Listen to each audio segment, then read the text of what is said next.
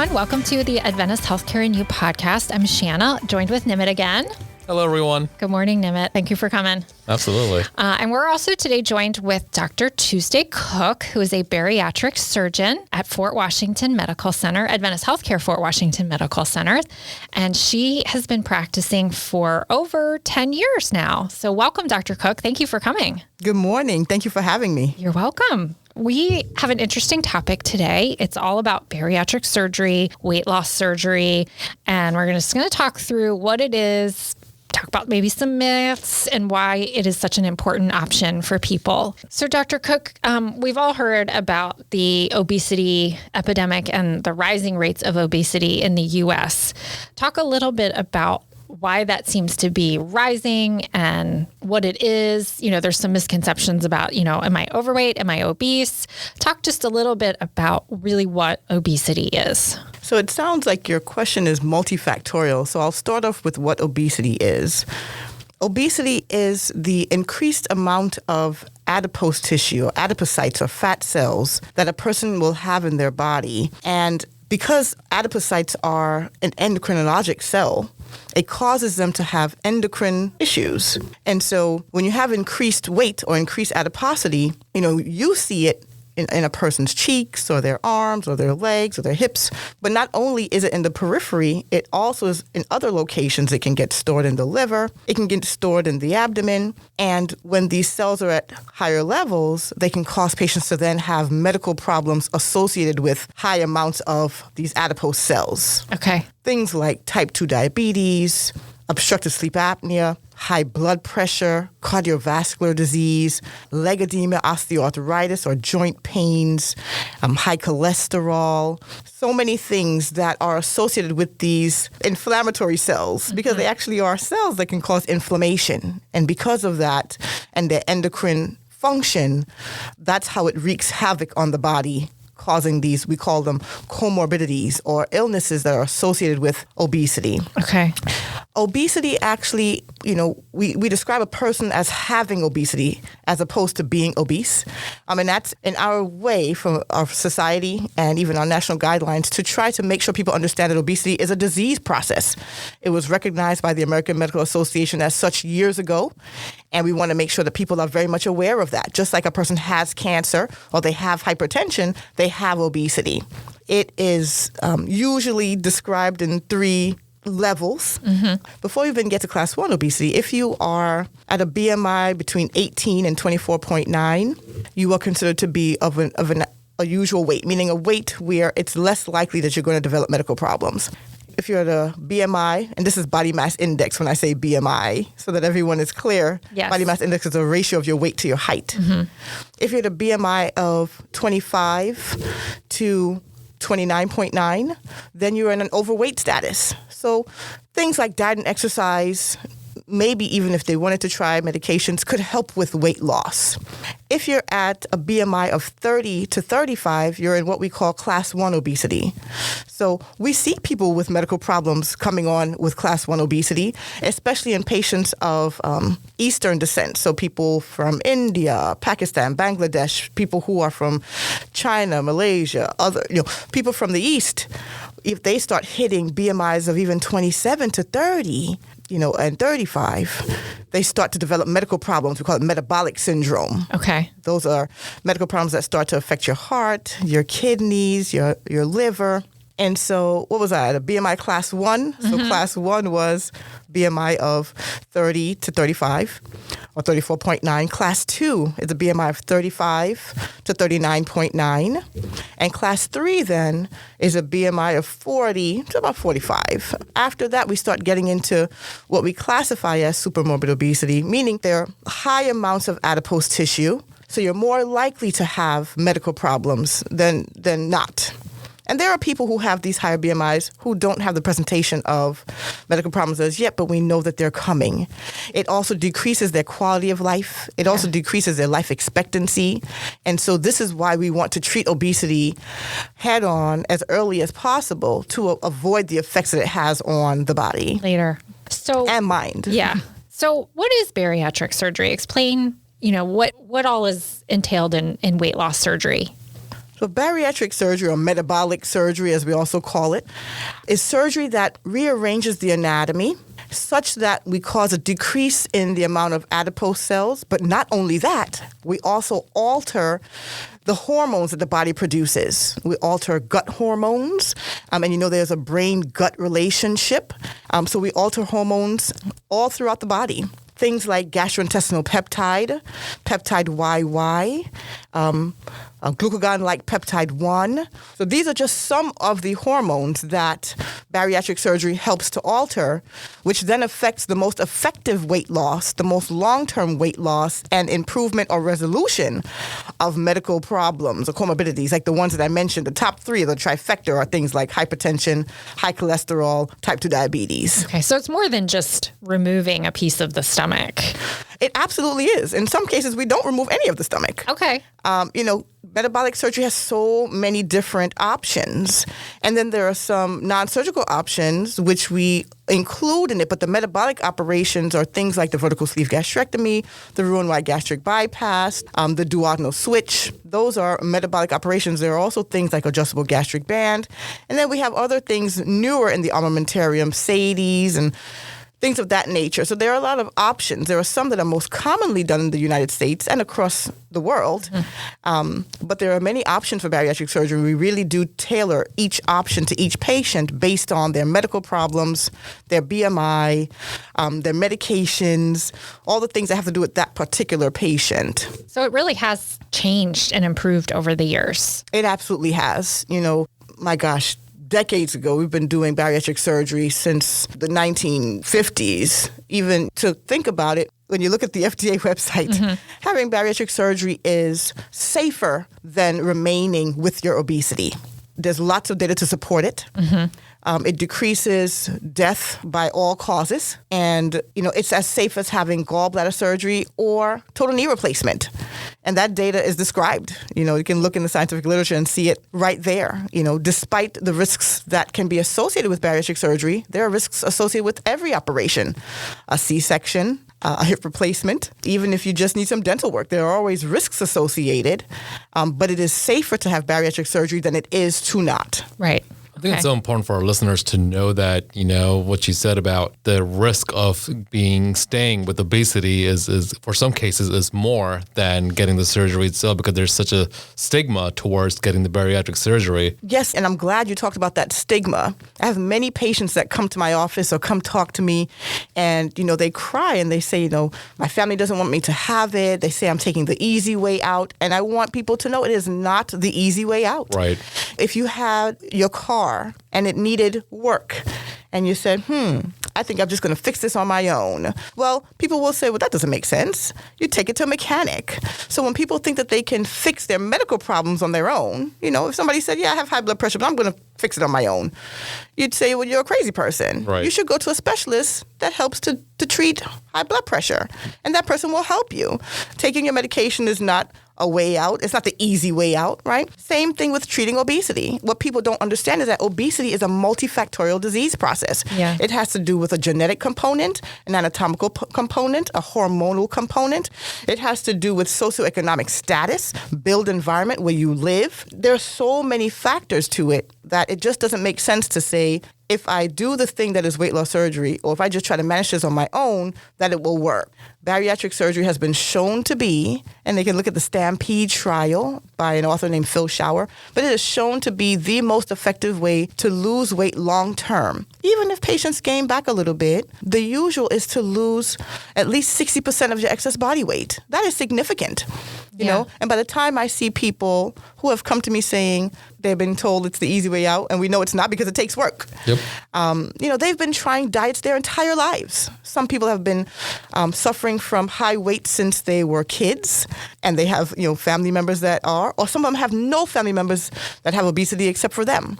They have been trying to get their weight down since their last or third kid, since they stopped playing sports. Some of my CIA or FBI agents, since they've not been out in the field, or the football players, since they haven't been in practice or playing on the field.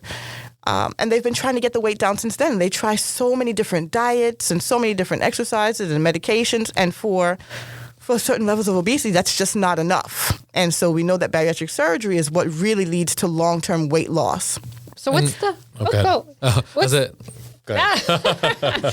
you go, It's a Newman. nice spirited discussion. Yes, let's get it. What are some of the criteria that people should look for, before they consider bariatric surgery? So, we are working currently with the legislative bodies. We have a legislative portion of my national society that works to help people understand, people in government, the people who make policies. We're trying to work with them to help guide policy in the understanding that even class 1 obesity should be treated. So remember, I told you class 1 obesity was a BMI of 30 to 35. And so we're not there yet. We're still working at it. And I actually think that there was one insurance, I can't remember what state it is, that really did start to look at that people can develop metabolic syndrome at lower BMIs. But what the insurance companies in the U.S. currently go by is the National Institute's consensus statement of 1991. Now you think 1991, that's really old. We have so much newer data that shows that obesity should be treated from early on, the lower BMIs.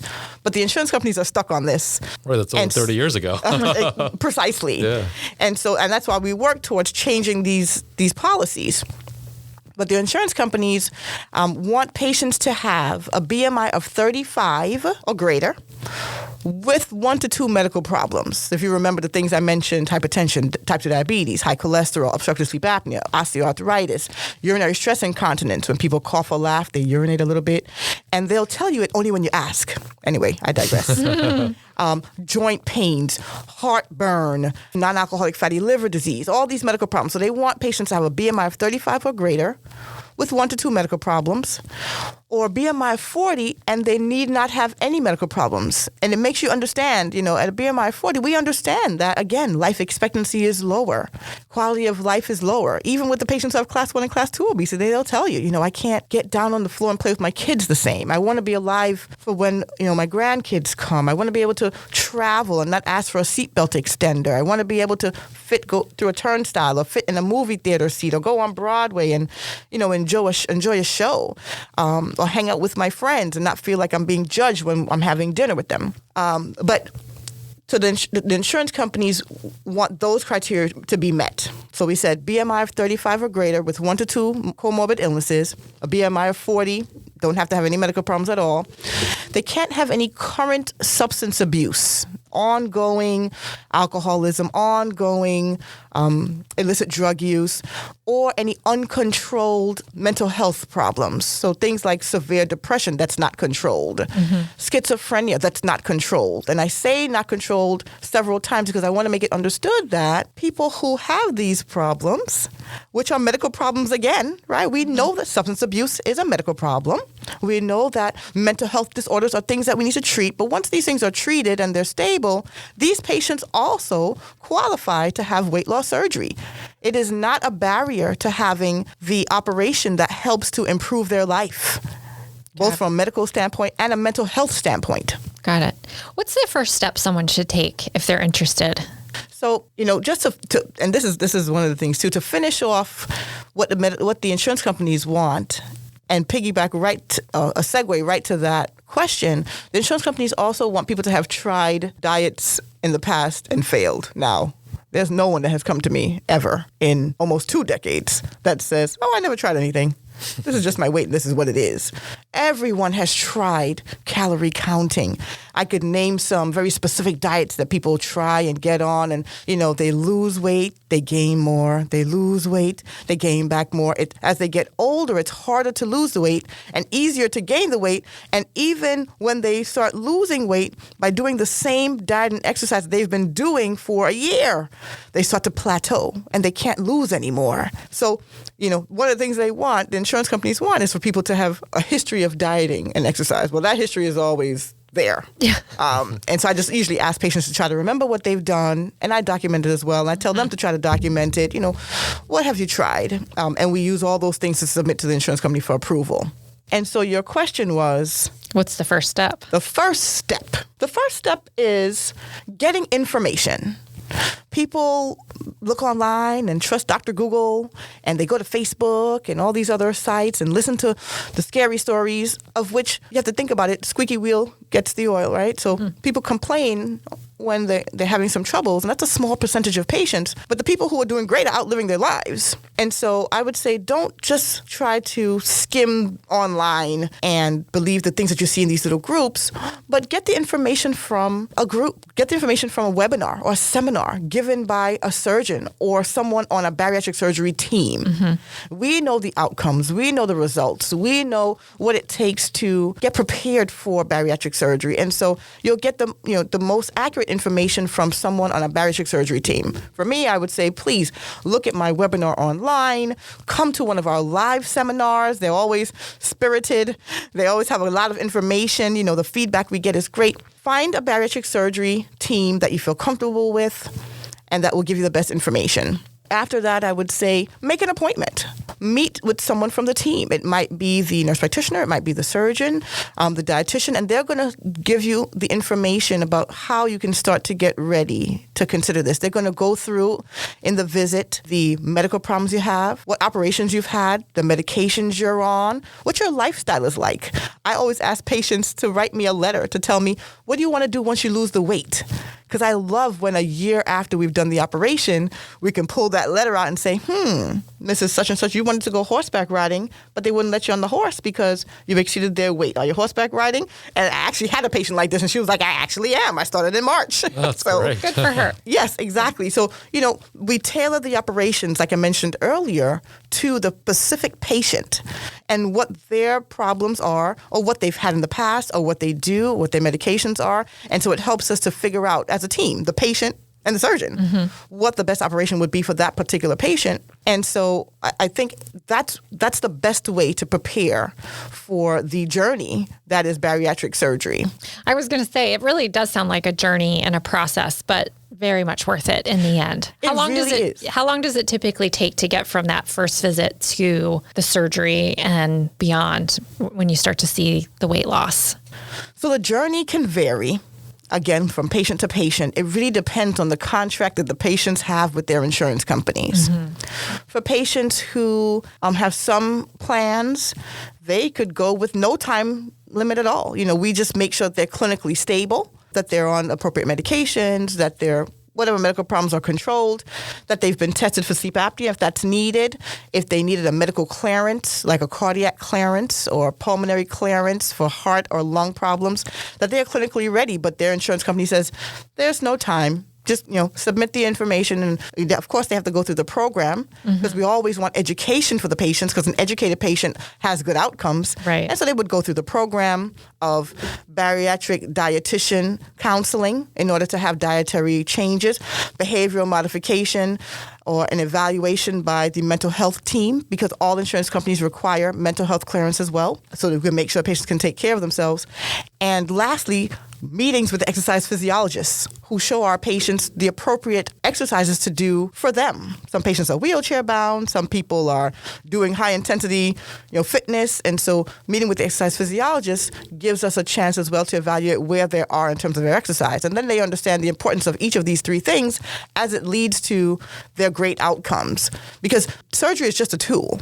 It is definitely not magic. It is not something I do and then poof, the person comes out and, they've lost 60% of their excess body weight. They must use their operation in concert with the other things that I mentioned, meaning behavioral modification, dietary changes, exercise, in order to get the outcomes and be successful with their weight loss surgery. Got it. I think I went a little bit off of your topic. No, you're fine. No, it's a journey and people have to really commit to it. Does that sometimes serve as a barrier for people, is just not understanding the journey or thinking it's going to take too long? I think sometimes it does. When people have been suffering from a disease process that has truly affected their lives on a daily basis and are not in the company of people who understand what they're going through regularly, they sometimes just want it now.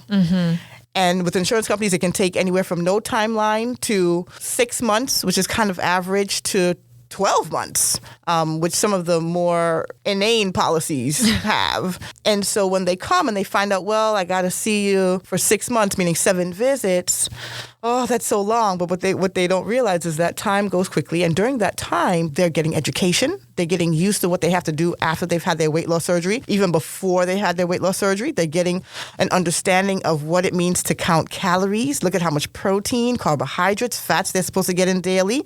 They're starting to have an idea of, do they emotionally eat? How do they change that? What should they change it to? What are other outlets, right? They're starting to even get educated on, I was doing exercise, and every time I exercised, I hurt my back and I hurt my ankle, then I wouldn't be able to exercise for 2 months, and then I'd try to exercise again. They start to get an idea of what exercise is right for me. Hey, I've lost 10 pounds. It's a little bit easier to do this one or that one. And then guess how they feel after they lost 100 pounds after surgery? Well, I can tell you. It sounds like it's a lifetime, journey as opposed to like a 1 year recovery, 2 year recovery. And I think that is. frontline education and that follow-ups definitely help in choosing that life, of that journey, and then ensure that they follow that journey going forward. Absolutely, absolutely. As I tell all the patients, once we embark on this travel together, we are paired for life. So, I'm going to see you at 1 week out, 3 weeks out, 3 months, 6 months, 9 months, a year, and every year after that. So don't try to disappear. I will send the cops to your door. You are mine. Your pouch is ours. So, they have to follow up. We want to make sure that their vitamins and mineral levels are good. Their labs look okay. If they're having any troubles, most people, they don't want to follow up because they're feeling great, right? Yeah. They've lost 100 pounds. They're feeling out good and about. They're not concerned with me, but then they know, they remember the speech from preoperatively. I will find you. So many people do follow up, and that always feels good because it feels good when people, I've been invited to weddings. I've actually gone to quite a few. I've been invited to baby showers. I have a few on my Instagram of people who had, really, really decreased fertility because of their weight, because we know that that's associated with obesity. And then once they've lost weight, now they're having babies. Some people have asked me to be in the delivery room, and I always decline that one. But I go to the baby showers, I go to the weddings as much as I can because it feels good. And then when you do generations of people, that also feels good, because some people, their families don't want them to have it, and then they lead by example. So I've done a grandmother, then I did her grandson, and then I did her daughter, who was the son's mother, because I think they realized that over time, after they had their weight loss surgery and lost their weight, that the quality of life improved and that it was safe and that they felt good about it afterwards. So it became a family affair, and that happens often. I do a lot of husbands and wives and mothers and daughters, and it always feels good. It always feels good to see the patient do well, and that's why the journey is important to me as well, because then I get to see, a little bit of selfishness. I get to see how the patient is doing afterwards, which always feels good. Yeah. So before we wrap up, are there any myths that you want to dispel here about bariatric surgery? I've heard you address already a couple of them. It's a safe option. It's better than staying obese in a lot of cases. So are there any other ones that you want to dispel? Or even that it's the easy way out? Like it's not. I know you spoke about the stigma earlier. Yeah, the stigma. Right. Yeah. Are there any others that you want to address before we sign off? I think we've hit on all of the major myths about bariatric surgery. Less than 5% of patients who qualify for bariatric surgery in the United States got weight loss surgery last year. And that's sad because it's an option that people don't know about to help improve or resolve their medical problems. They think they just have to live with these medical problems and live with the quality of life that they have. It doesn't seem right that it exists and that there are barriers to it or barriers to access. So, in terms of myths, I would say that bariatric surgery is not something that you should do if you don't think that your weight is too high, you don't have any medical problems. I would say that it's something that people should know about. You always have a choice on what you want to do with your life. But for people who want an improved quality of life, longer life expectancy, and to improve their health, bariatric surgery is definitely an option that they should seriously consider. Well, thank you, Dr. Cook, for sharing this important information with us today. Thank you for being on the podcast. I really appreciate you having me here today. Thank you. Nimit, thank you as always. Yeah, absolutely. It's been great. And for our listeners, remember to hit follow or subscribe wherever you get your podcasts. You can get our updated episodes. And thank you, everybody, and be well. Have a great one.